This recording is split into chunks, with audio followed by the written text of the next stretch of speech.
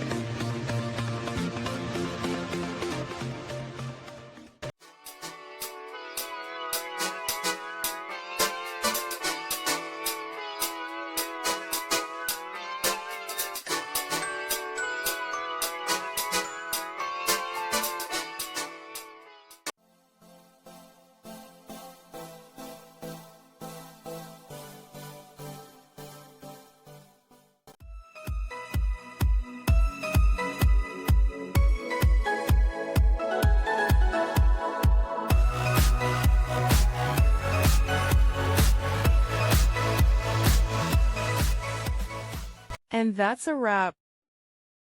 I hope you found the answer you were looking for. If you did, take a second to hit that subscribe button. It really helps out. And let me know in the comments which solution worked best for you. See you next time in the debug zone.